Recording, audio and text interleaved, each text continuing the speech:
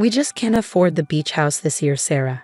Times are tough. My mother's voice crackled through the phone, laden with what I now knew was fake concern. Your father's business isn't doing as well as we hoped. I sat in my Manhattan apartment, staring at the calendar where I'd already blocked off the last 2 weeks of July, our family's traditional beach house vacation time for the past 25 years. The same vacation I'd already taken time off work for, the same one I've been looking forward to all year. My name is Sarah Mitchell, and at 32, I was about to discover just how deeply family betrayal could cut. Are you sure? I asked, trying to keep the disappointment from my voice. I could help with the costs.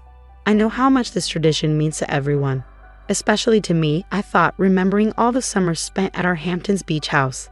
The memories stretching back to when I was just a little girl building sandcastles with my siblings. Oh honey, no, Mom replied quickly. We couldn't possibly take your money. It's better if we all just skip it this year. Your brother Michael and Emma have already agreed it's for the best. I should have caught the slight hesitation in her voice when she mentioned my siblings. Should have noticed how she rushed through their names. But I was too busy trying to process the loss of our annual family gathering. Right, I said finally. Well, maybe we can plan something smaller later in the year. Of course, darling. Listen, I have to run. Your father needs me to help him with some paperwork. We'll talk soon. The call ended abruptly, leaving me with a nagging feeling that something wasn't quite right. I brushed it off, attributing it to my general disappointment. After all, what other explanation could there be? 2 weeks later, I found out exactly what other explanation there could be. I was mindlessly scrolling through Instagram during my lunch break when I saw it, a photo posted by my younger sister, Emma. My sandwich fell from my suddenly numb fingers as I stared at the image. My entire family lounging on our beach house deck, drinks in hand, a golden sunset behind them. The caption read, "Perfect start to our annual family vacation. #less, #family time, #sunset." The timestamp of it had been posted just hours ago. They hadn't canceled the trip. They had just canceled me. My hands shook as I scrolled through more photos.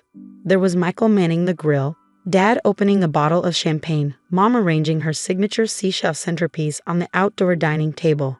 Another post from Michael, nothing better than tradition. Annual family beach vacation in full swing. The word family felt like a slap across my face. I sat there, my untouched lunch growing warm, as years of subtle exclusions and dismissals suddenly clicked into place. The forgotten invitations to weekend brunches, the family dinners I heard about after the fact, the group photos where everyone seemed to know about the color coordination except me. But this was different. This was our beach house tradition, the one thing I thought was sacred. The beach house had been in our family since before I was born. My grandfather bought it as a surprise for my grandmother in 1965, and it had been our summer gathering place ever since. I learned to swim in that ocean, had my first kiss under that boardwalk, and celebrated every major milestone with family dinners on that deck. I pulled up my mother's number, then stopped. What would confronting them accomplish? They had already shown me exactly where I stood on their priority list. Instead, I opened my laptop and started searching through old emails. There had to be a reason they felt so confident in excluding me, and I was going to find it. 3 hours later, I had my answer, and it made my blood run cold. Last year, when the family trust was being restructured after Grandpa's death, I'd signed a stack of papers Dad had brought to my office. Just routine stuff, he'd said, making sure everything's properly organized for tax purposes. I trusted him. Why wouldn't I? He was my father, a successful real estate developer who'd always handled the family's financial matters. So I'd signed where he pointed, not bothering to read the fine print. Now, looking at the copy I finally dug out of my files, I realized what I'd actually signed. A document transferring my share of the beach house ownership to a family LLC controlled by my parents. My hands clenched around the paper. They had planned this, probably for months. Get me to sign away my rights, then slowly edge me out of family gatherings until I was nothing more than a distant relative they had to tolerate at major holidays. But they had made one crucial mistake. Before my grandfather passed away, he pulled me aside during his last Christmas with us. "Sarah," he'd said, his voice weak but his eyes sharp as ever, "I've left something for you with Harold. Promise me you'll go see him if anything feels wrong with the family." Harold Mason was my grandfather's lawyer and, more importantly, his closest friend. I dismissed the conversation at the time, assuming it was just the ramblings of a dying man. Now I wondered what exactly my grandfather had seen coming. I called Harold's office immediately. Sarah Mitchell for Harold Mason, I said when his secretary answered. Tell him it's about my grandfather's final instructions. Minutes later, Harold's familiar gravelly voice came through the line. Sarah, I've been wondering when you'd call. You have. Your grandfather was a smart man. He knew exactly how things would play out once he was gone. Can you come to my office tomorrow at 9 a.m.? I glanced at my calendar, already reaching for my laptop to clear my schedule. I'll be there. That night, I barely slept. My phone kept buzzing with more family photos from the beach house, sunset walks, seafood dinners, game nights.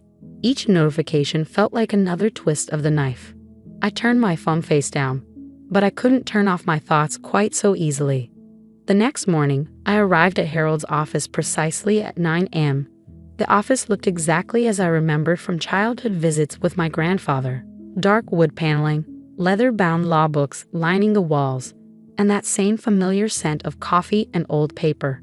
Harold stood as I entered, his tall frame slightly stooped now with age, but his blue eyes as sharp as ever. Sarah, he said warmly, you look just like your grandmother. He gestured for me to sit, then walked to his safe. Your grandfather left this for you, he said, returning with a thick envelope, along with very specific instructions about when to give it to you. I took the envelope with trembling hands. Inside was a letter written in my grandfather's distinctive scrawl, along with several legal documents. My dearest Sarah, the letter began, if you're reading this, then what I feared has come to pass. Your father has always been ambitious, and your mother too easily swayed by his dreams of legacy and status.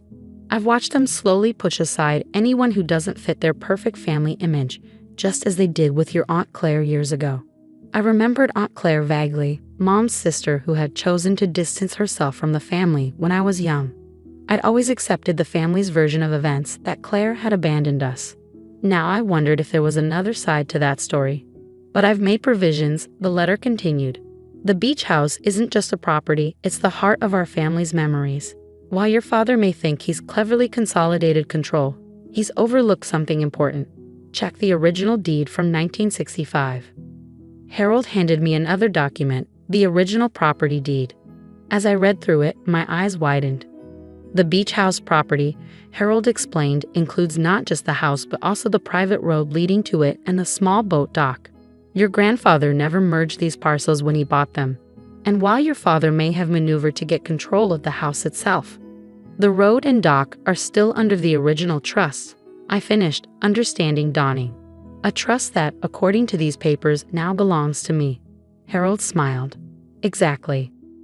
Harold smiled, reminding me suddenly and strongly of my grandfather. Exactly. Without access to the private road, the beach house is essentially landlocked. The public access road is 2 miles down the coast, and the neighboring properties have repeatedly blocked any attempts to create a new access point. I sat back, my mind racing. So they need my permission just to reach the house. Indeed, your grandfather believed that sometimes people need to be reminded of the importance of family, all family members, not just the convenient ones. As if on cue, my phone buzzed with another Instagram notification. Emma had posted again, another perfect day in paradise. #bless #family forever. I looked at Harold, a plan already forming in my mind. I think it's time for my family to learn a lesson about the true meaning of blessed. I spent the rest of the morning with Harold, reviewing my options and forming a strategy.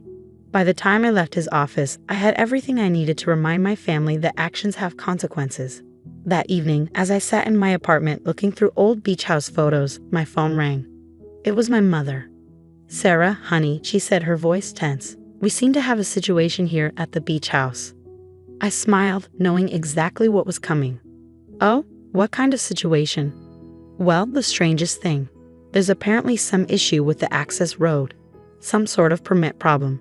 We can't get our cars out of the driveway. I could hear voices in the background. Dad arguing with someone. Emma's distinctive whine. Michael's attempts to problem solve.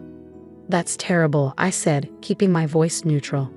Almost as terrible as discovering my family went on vacation without me after lying about canceling it. Silence on the other end. Then, you know about that? Instagram is a very public platform, Mom. But don't worry, I'm sure you'll figure something out. After all, you've got the whole family there to help. Well, almost the whole family. Sarah, wait. I hung up, then turned off my phone. They had 2 weeks of vacation planned at the beach house. 2 weeks to contemplate their choices while dealing with their increasingly limited access options. Sometimes I thought, looking at my grandfather's letter again, the best lessons come from unexpected teachers, and this lesson was just beginning. The call started at 6 a.m. the next morning. First, Dad, Sarah, this is ridiculous. You need to fix whatever you've done with the access road. We have dinner reservations at La Marais tonight. Then Mom, honey, I know you're upset, but this isn't the way to handle things. We were just trying to have a quiet family vacation. Michael, sis, come on. You're being petty. So we had one vacation without you. It's not the end of the world. Emma, you're ruining everything.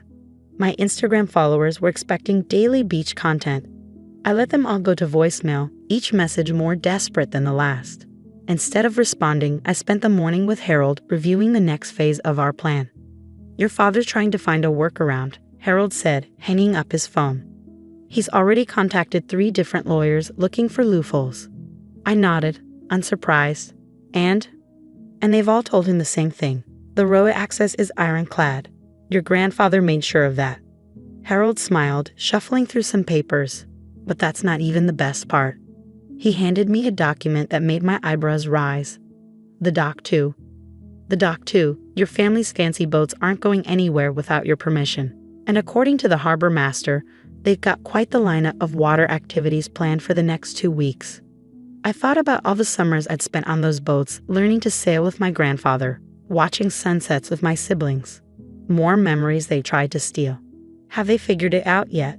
I asked. That I'm behind this. Your father suspects. He called me this morning, trying to throw his weight around. I reminded him that I represent your interests now, not his.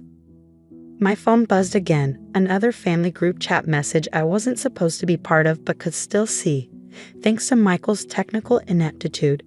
Mom, the harbor master says we can't take the boats out. Something about dock access rights. Dad, this is Sarah's doing. Has to be. Emma, how could she do this to us? My influencer cruise is scheduled for tomorrow. Michael, Dad, can't you just buy access rights or something? Dad, working on it. Don't worry, I'll handle this. I showed Harold the messages. He always says that. I'll handle this. It's his way of maintaining control. Well, Harold said, eyes twinkling, he's welcome to try. But your grandfather built this plan to be airtight. The only way they're getting access is through you. By day 3, the situation at the beach house had reached a breaking point. Without road access, they couldn't get their cars out to go shopping, visit restaurants, or attend any of their planned activities. The dock restrictions meant their boats sat uselessly in their slips. Even their grocery deliveries were being held at the main road, forcing them to walk 2 miles in the summer heat to retrieve them. Emma's Instagram stories had shifted from perfect family vacation to increasingly frantic updates about being stranded in paradise. Michael's wife was threatening to call her parents to come rescue them. Mom had resorted to hourly texts alternating between guilt trips and attempts at reconciliation. But it was Dad's email that finally made me decide to make my move. Subject: this childish behavior ends now. Sarah, you're trying to prove a point. Message received. But you're only hurting yourself. If you continue this ridiculous power play, you'll force me to take more permanent measures regarding your position in this family. You have until tomorrow to restore access. Dad. I forwarded the email to Harold, then picked up my phone. Mom, we need to talk. All of us, in person. Oh, thank goodness, she breathed. Yes, of course. When? I'll be there in 2 hours. Make sure everyone's present. The drive to the beach house felt surreal. How many times had I made this trip, excited for family time ahead? Now I was driving into battle, armed with truth instead of beach toys. When I pulled up to the access gate, I saw them all gathered on the deck, watching me. I used my key, the one thing they couldn't take away, to open the gate and drive through. The humidity hit me as soon as I stepped out of my car, thick and heavy, like the tension in the air. Dad stood at the top of the deck stairs, trying to project authority despite his rumpled vacation clothes. Finally ready to be reasonable, he asked as I climbed the stairs. I didn't answer until I reached the deck, taking in the scattered evidence of their disrupted vacation. Empty wine bottles, half-played board games, phones plugged into every available outlet as they desperately sought entertainment without their usual activities. I thought we should all talk, I said, looking at each family member in turn. About truth, about family, about what those words really mean. If this is about not including you in the vacation, Mom started. This is about so much more than that. I cut her off. This is about years of systematic exclusion. About lying to me, manipulating me, trying to strip away my inheritance piece by piece. I pulled out the document I'd signed last year. Like this, Dad. Want to explain what this really was? He shifted uncomfortably. It was a necessary restructuring. It was theft, I said flatly. You tricked me into signing away my rights to the house. Just like you've been trying to trick me out of every other part of this family. That's not fair, Emma protested. You're always so busy with work, never making time for family things. Really? I pulled out my phone, scrolling through my calendar. Like the 3 family dinners last month I was never told about, or Michael's birthday lunch, or the weekend planning meeting for this vacation. Silence fell over the deck. But you know what? I continued. You all made one crucial mistake. You forgot about Grandpa's foresight, about the trust he left me, about the fact that this house is worthless without the access he made sure I controlled. I saw the moment it hit them, really hit them, that they weren't in control anymore. Dad's face flushed red, Mom's hands twisted in her lap. Emma's eyes filled with tears, and Michael just looked tired. So here's what's going to happen, I said, pulling out the papers Harold had prepared. We're going to restructure things, properly this time.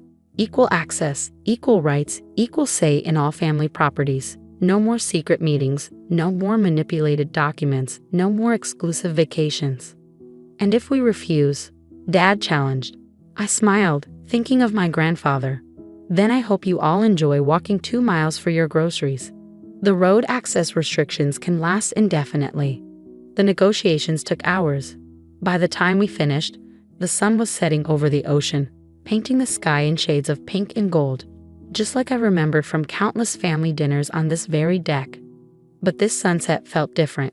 This sunset marked a new chapter, one where I wasn't just included in the family, but had helped reshape it into something stronger, more honest, more real. As I drove home that evening, my phone buzzed with a new Instagram notification. Emma had posted a photo of all of us together on the deck, looking somewhat worse for wear but genuinely smiling. The caption read, "Learning what family really means, #list, #Alafis, #new beginnings." This time, I didn't turn my phone face down. Instead, I liked the post and added a comment, "Here's to new traditions." The week after our confrontation at the beach house felt like waking up from a long dream. The family group chat, which had been suspiciously quiet, suddenly came alive with tentative attempts at normal conversation. Mom shared her famous clam chowder recipe. Michael posted photos of his kids building sandcastles. Even Emma's influencer content had shifted from perfectly staged photos to candid family moments. But it was the email from my father that truly surprised me. "Sarah, I've been doing a lot of thinking." Harold showed me some of Dad's old letters, things he wrote about watching our family dynamic change over the years, about his concerns for you and his disappointment in me. "Would you have coffee with me tomorrow? Just us." Dad. I met him at our old breakfast spot, a small cafe near the beach where we used to get cinnamon rolls after early morning fishing trips. He was already there when I arrived, looking older and more vulnerable than I'd ever seen him. "I found these in my office," he said without preamble, sliding a stack of photos across the table. They were from my childhood, me helping him review property blueprints, sitting on his shoulders during beach walks, proudly showing him my first real estate analysis in college. "When did I stop seeing you?" he asked quietly. "When did I start viewing you as competition instead of my daughter?" I picked up one of the photos, me at 18, beaming as I held up my acceptance letter to business school. Maybe around the time I started succeeding on my own. When I became someone who could challenge your decisions instead of just following them. He nodded slowly. "Your grandfather, he warned me about this. said I was so focused on building a legacy that I was forgetting what that legacy was supposed to be about. The waitress brought our coffee, giving me a moment to gather my thoughts. You know what hurts the most? I finally said. Not the exclusion, not even the manipulation with the house. It's that you thought you had to do any of it, that you couldn't just talk to me, work with me, be proud of me. I am proud of you, he said quickly. Terrified of you sometimes, if I'm honest. You're smarter than I was at your age. More capable. More principled. Like Mom always says, I'm just like Grandpa. I smiled slightly, stirring my coffee. Yes, you are. And that scared me too. Dad, he always put family first, even when it meant less profit or slower growth. I convinced myself I knew better, that consolidating control was the same as protecting the family. A memory surfaced, Grandpa teaching me to sail, explaining how fighting against the wind often meant losing to it. Sometimes, he'd said, the strongest position is learning to work with the forces around you instead of against them. We can work together, Dad, I said, reaching across the table to touch his hand. That's all I ever wanted. To be part of building something, not just watching from the outside. He gripped my hand tightly. I'd like that. But first, I need to make things right. Over the next few days, the changes began. Dad had his lawyers draw up new ownership agreements for all the family properties, ensuring transparent and equal access for everyone. Mom organized a proper family meeting, the first in years where everyone was actually invited, to discuss summer plans and holiday schedules. Even my siblings seemed to be coming around. Michael asked for my help reviewing his business expansion plans, something he'd always gone to Dad for before. Emma, surprisingly, turned out to be the most direct about making amends. I was jealous, she admitted during an impromptu sister lunch. You made everything look so easy. Career, independence, knowing exactly what you wanted. It was easier to exclude you than to admit I admired you. The beach house, once a symbol of our family's fractures, began to heal too.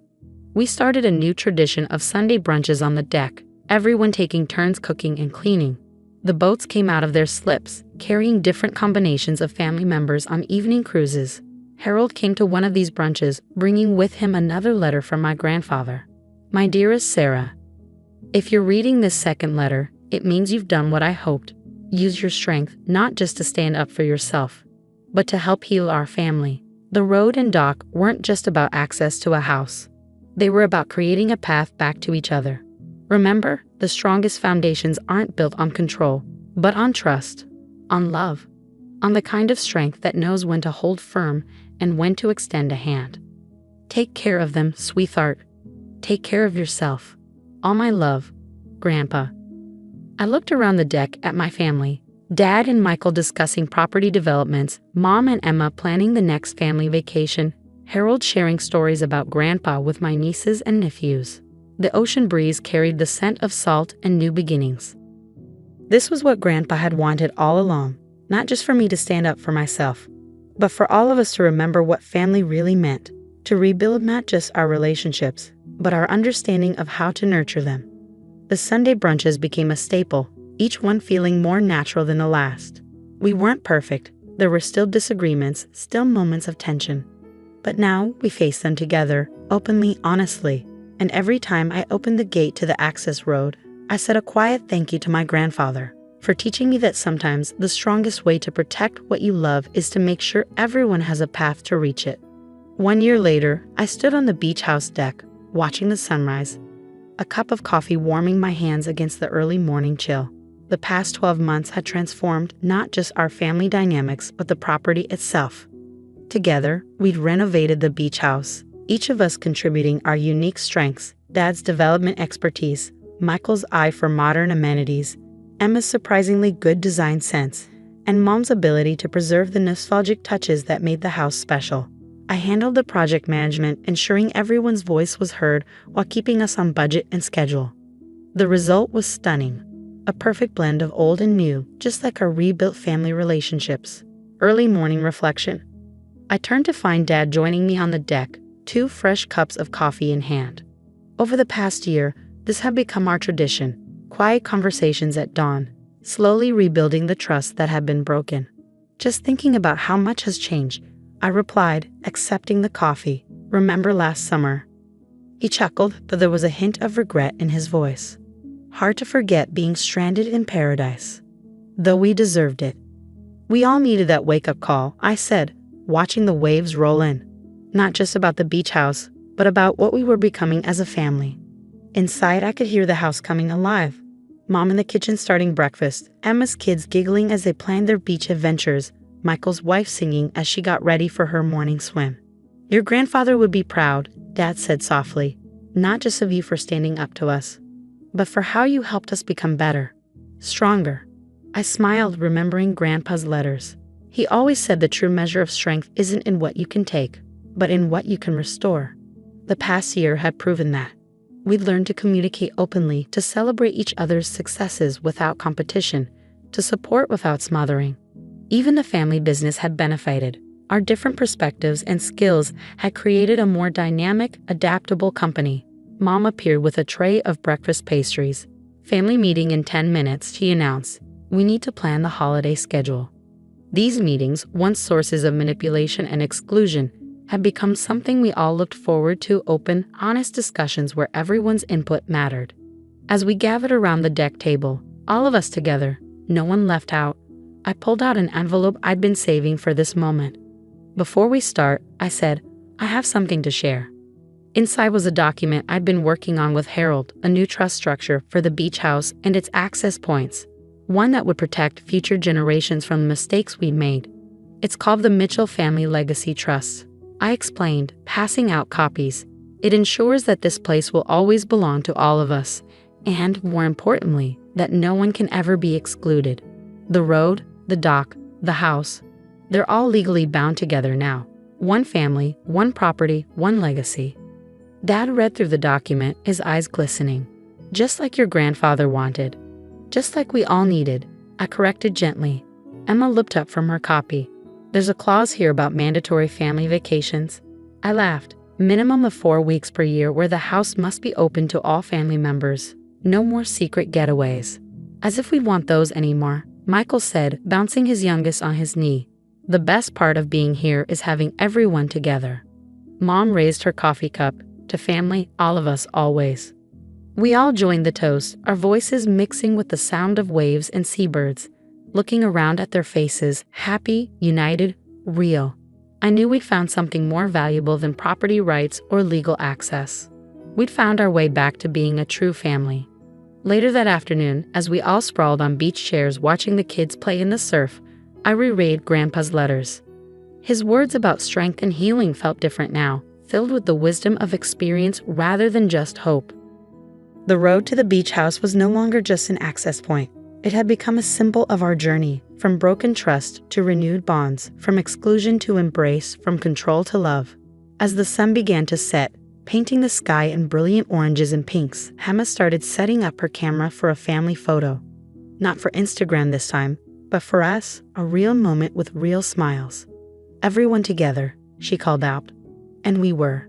Together, stronger, finally understanding what Grandpa had known all along. That the greatest legacy any family can have is the love they share and the bridges they build back to each other. The photo she captured showed exactly that. All of us, imperfect but happy, our faces glowing with sunset light and genuine joy. A family rediscovered, rebuilt, and ready for whatever tides might come next. After all, we have the strongest foundation of all, each other.